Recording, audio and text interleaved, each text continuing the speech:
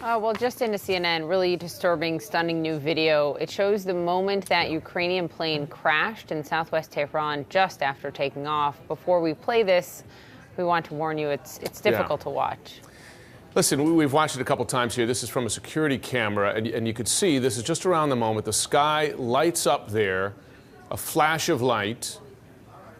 And then watch this as you just see debris, burning debris, raining down there. Not clear if that debris itself is from the plane or from a building, structures in the area that were hit by parts of the plane.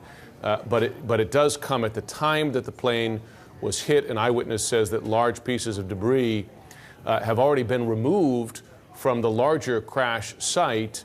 Of course, this happening before investigators have had a chance to get to the scene, and keeping that scene pristine essential to any credible investigation. Let's go to CNN senior international correspondent Fred Pleitgen.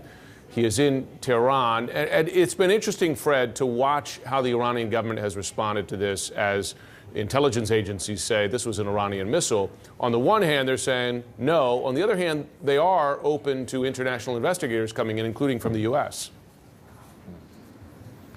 Yeah, international investigators, Jim, coming in, and also information from international entities as well, including from the U.S. and from Canada. It was quite interesting because earlier today there was a press conference by the head of the Civil Aviation Authority of Iran where he once again dismissed the theory, as he said, that the plane had been hit or may have been hit by a missile. He said he didn't consider that to be valid for various reasons. Also, he said because the debris on the ground would have been strewn, he says, across a larger area if that plane would have been destroyed midair by a missile. However, he also said in that he'd heard the information coming from the U.S. and from Canada, from the intelligence services there. He said if they have any information, they should give it to the investigation, which, of course, right now is very much getting underway here in Iran. But you guys just showed that devastating video of that impact taking place. And you know, one of the things that we've heard now is that the impact was so hard that the black boxes, at least one of them, was damaged. And I have some new information that I just got from a source very close to the investigation,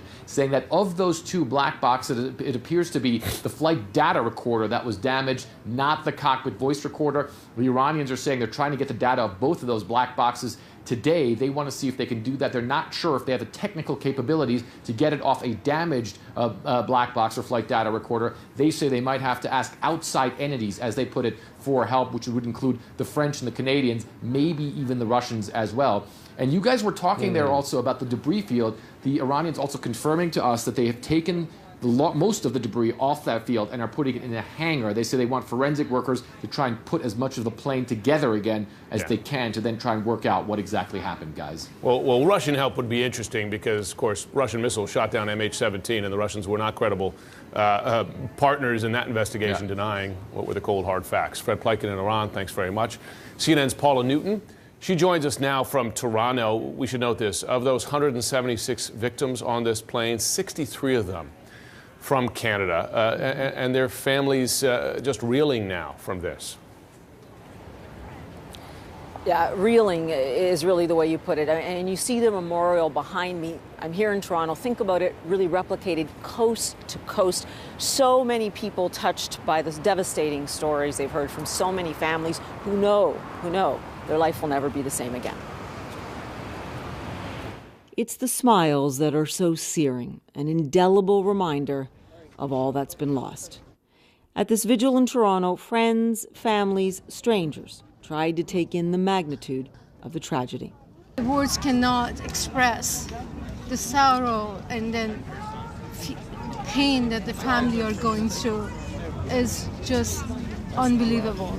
Rosie, who did not want her last name used, could not believe her family friend Mohammed Ilyasi was married in Iran just last week and then boarded flight 752. For many here, the grief is still so raw. And then they learn the airliner may have been shot out of the sky by Iran. They can't make sense of it. How are they going to respond to the parents of the children, of the loss of their son, daughters, husbands, wife? This is so surreal. At least 63 Canadians died, but the vast majority of the passengers, 138, were connecting to Canada, many returning to lives here. Vigils like this are going on right across the country. So many Canadians can really relate to the stories of these victims. People really living their dreams, trying to make a better life in a second home. Many of them called Edmonton home, and there they mourned students, academics, doctors, people whose life stories as new Canadians resonated with so many. Hamed Ismailion says he still can't believe his wife Parisa and his daughter Rira are never coming home to him. So I usually call them, and when she's absent, usually she's not. And I told them that, okay, Rira will be absent forever. So that was a hard moment for me. We were family friends. I used to call her aunt. Artie Garagadzli is heartbroken, losing Benaz Ibrahimi and her son Ramteen. But he's also angry about the politics now intruding on his grief.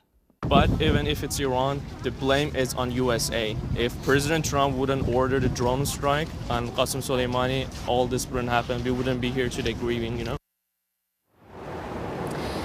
Jim, Poppy, I know that's been a controversial topic. We've discussed it on our air, but that anger is here. On the other hand, others are saying, look, they need answers from Iran. So many of those people on that airplane were not just Canadian, they were also Iranian.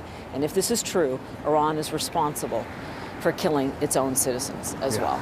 Jim, Poppy. Paula, just those children. Thank you for honoring the victims in that way. We'll be right back.